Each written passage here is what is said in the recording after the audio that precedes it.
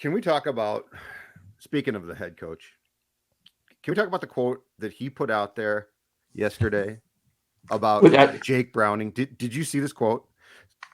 No, I didn't see it. Dex did. And this quote, okay, is such a Zim quote, but it is so telling, and it is so easy to read between the lines of this quote that I'll read you, and I'll just read it. It's great. So Zim on Jake Browning after Thursday's practice. And by the way, and he should be, because he is the backup quarterback, Jake Browning is getting a ton of work. Okay. So like he's getting lots of work. Quote Mike Zimmer. I was really impressed with him in the 2-minute drill here that he did. He's been impressive when Kirk was out. He's just a get it done guy, a leader. Players fight for him. He listens. He listens. He listens. That's the best one. Players fight for him. He's just a get it done guy. Why didn't you just say, unlike Kirk? Why didn't he just whisper that? Why did he just whisper that in Kirk's ear? Huh? Oh my God. Goodness. Yeah, that was oh gosh. You think Kirk saw that? I hope Kirk saw that, right? I'll say this. Since he came back from quarantine, Kirk Cousins' timing has been off. He's looked bad. He's looked miserable. And he did, and I saw this pointed out, and it's accurate. In the last 2 days, he had some very nice completions to Adam Thielen, okay? But he can do that one in his sleep. And you can't throw to one guy. But he's looked, for lack of a better term, Chip, frazzled. He's looked frazzled since he got back. But Browning does. I mean, he goes out there, and I'm not saying he's spectacular, but he does his job. But Zimmer, it's so clear how much he wants to take any shot he can at Kirk Cousins. They always say the backup quarterback's the most popular guy in town. He's the most popular guy in the head coach's view, too. The head coach loves him. No, I'm sure he's to think he's not still mad at Kirk. Come on, he's going to carry that with him. Here's the thing. I don't know that Zim has the capacity to be diplomatic when Kirk has a bad game or a bad throw that hurts his team. He may just be frontal this year after games and not try to protect his quarterback. He may just, fire away because he's so annoyed with him with his vaccine thing that he's probably not going to hide his frustration with his quarterback.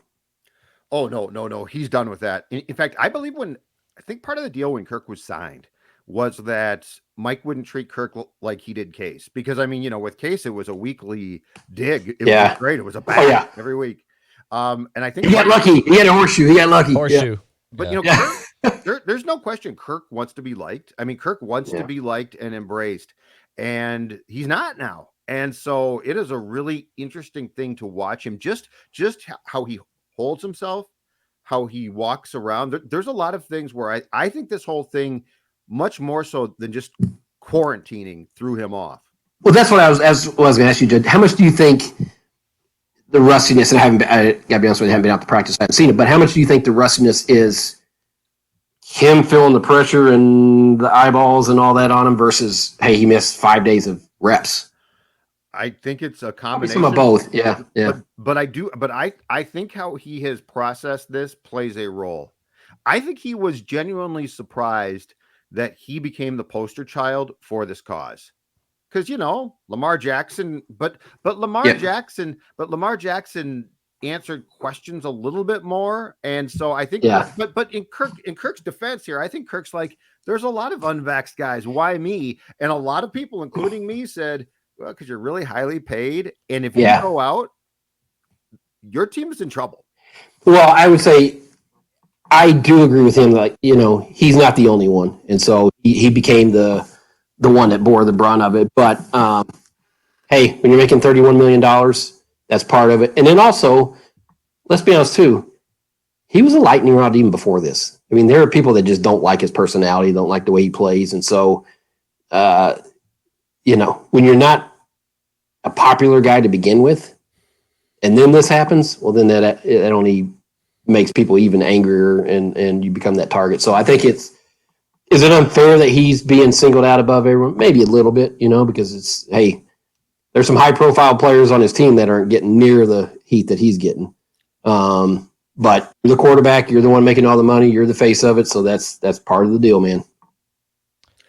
Chipper, do you think also that do you trust that Jake Browning, if he had to make a start, can come in and get there? I mean, I know like Tyrod Taylor's still out there.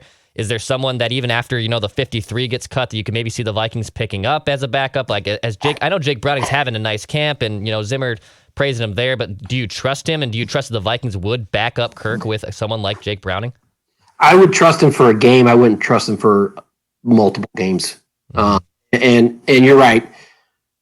By all indications, he is having a good camp, but it's camp, and it's not.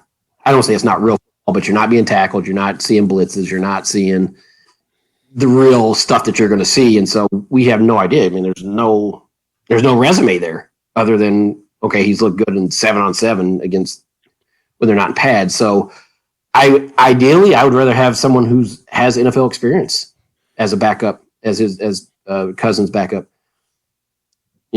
Who that is, and is there anybody available, and finances and all that. I don't know. But if you're asking me if I'd rather have just a guy who's had some experience, I still would rather have that, even though they're optimistic and high on what Browning's doing. But if it's like, he has to play one game, I don't think I would panic, because you could say, we're going to give it to Dalvin 25 times and throw a lot of, dumb it down and make it simple for him. And he can get the ball to Thielen and Jefferson in some way, shape, or form. But but if you told me, hey, he's got to start 4 games or 5 games, that would make me nervous.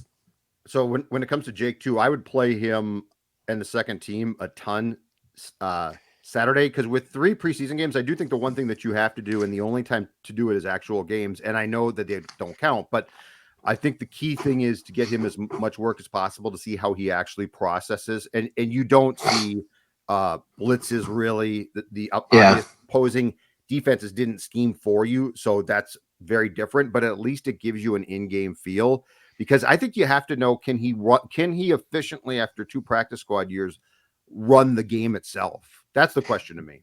Yeah, and I mean he'll play a ton. I don't know. I'd even mess around with third and fourth guys, whoever it is. I would give them so little time. I would say we need to find out as much about Jake Browning as we can. Because if you get down to your third quarterback, you're screwed anyway. So I would play him as 80% of the time, just to see what you have, to get a better sense of, and it's still not 100%, but get a better sense in game. Okay, can you go with him as your number 2 if something happened and Cousins is out, for quarantine? All right, Chipper. So the O-line is definitely a question mark and might be a problem again. But the D-line, for the most part, is back. And I'm going to tell you right now, Michael Pierce, we got ourselves an athletic fat guy. He's a mammoth man. This is one of my favorite positions when it's held by the right person. This is one of my favorite positions in football. This guy is a throwback size-wise, though. He is absolutely huge, and I don't think any human being is going to get past him if they try to run up the A-gap consistently. Yeah, it was funny. I was out there, whatever day it was last week, and he walked by, and I was like, holy cow, is this guy big? Yes. I mean, he is gigantic. His arms, and just, he is the nose tackle of your youth, right? He's that big mountain of a man, and but it sounds like he's pretty quick too, right? Pretty athletic in there, and they want to get some pass. But that position group is going to be. We thought the offensive line might be the most improved, but the defensive line is going to be dramatically different. And just getting back Hunter, obviously that makes you better. But now adding Pierce in there and Tomlinson, I mean, that's going to be a good defensive line. I feel like. I mean, we still have some questions about the other end, and can you get production from there? But I don't see them getting pushed around in the run game like they did last year at all. I'll be surprised if that's not a 180 this year, just because you have you have some big boys in there now. I mean, they're gonna clog up running lanes, so it's gonna be much harder to run on them. I think when you go through positions in football, I think perhaps the most underrated or among them is nose tackle, because you really don't really think about it much until it's not good, and then it's not good. It's Christmas Day against the Saints, and it's a complete disaster. But when you think about guys who get in there and are huge but athletic and can clog up those lanes, I don't think we appreciate that enough until we see 2020, and then we're like, "Oh my God, this is the result of Shamar Stephen having to start for your team." Well, and it's I remember Leslie Frazier used to always say this, and you hear it too. Is like you got to be good up the middle, just like in baseball. You got to be good up the middle, and if you're not good up the middle, man, your whole defense can go to hell in a handbasket. I mean, it can just collapse if teams just push you around up there, because then the linemen are getting on your linebackers and they can't make plays. And so having that point of attack right there in the middle and just feeling good about, okay, this guy's going to clog it up. He's going to take on a couple blocks. Because that guy is so big, Pierce, you're going to have to use a couple guys to handle him. And that should just free up everybody else to be able to, have a little bit more one-on-ones or whatever and be able to make plays. And so, yeah, I think not having him last year, I didn't really know how good he was or how big he was or anything like that, but when you see him last time you walk by, it's like he is hard not to notice because he is just humongous how big he is. I didn't know he was this big. No. And I will tell you this. If this works as expected, Eric Kendricks, you guys, is sitting on a monster year. So in 7-on-7s against the Broncos, and I believe it was all 3 times the plays I'm going to reference was Teddy playing quarterback for Denver. So there was a red zone drill from the 10-yard line. Teddy tried to thread a pass through across the middle. Kendricks picks it. Next play, he deflects it. And then in a different drill, a while after that, a ball is tipped by a Broncos receiver along the sideline. Kendricks picks that. And here's the thing, and it occurred to me last year, but I think I'm right. He's as close to a hybrid safety as you can get. Like his skills, his body screams linebacker, but his skill set screams linebacker and safety. Yeah, he's so instinctive when he's in pass coverage. Mm-hmm. And I did a column on him.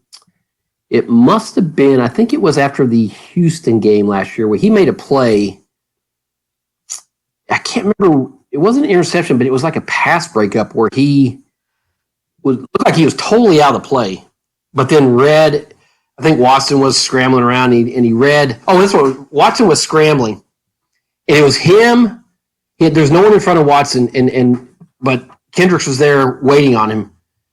And you're like, okay, is he going to come up and try to tackle him? Is he going to stay back? Yep. Watson was like pump faking, and the receiver was behind him, and he felt him somehow, and he lunged like this, batted the ball out. And I remember thinking, it's like, that seems like that would be incredibly hard to do, where Deshaun Watson's running at you, and you're like, okay, I need to come up and tackle him, but do I stay in pass coverage in case he throws it?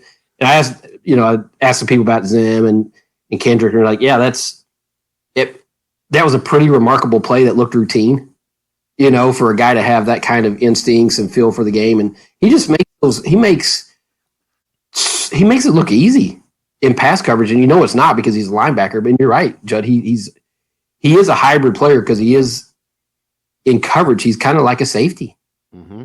He's also a tackling machine. So I think people appreciate how good he is, but he's one of the best defensive players in the NFL. There's no doubt about it. But the incredible thing about his success in 2020, Chip, was the defensive tackle stunk, and he was. Oh yeah. So can you imagine if they occupy what they're supposed to, which I think that they can now? He's going to be sitting on a monster year. And I do think having Barr back too. I think those two. I agree. All together, and I had a player tell me this offseason, how smart and valuable Anthony Barr is to their defense. And I guess it's, stuff that we probably don't know, like in terms of getting everybody lined up and just reading and all that. Stuff that, the casual observer or the hardcore observer, we're not insiders, so we don't have any idea. But he said that guy is just so important to that defense and getting people lined up. And I think him and Kendricks obviously have a great relationship and friendship. And so having him back and then having a competent defensive line, I would be, and I can be surprised if Kendricks is all pro again this year, because he's at his pinnacle in his career right now and just playing at a really high level.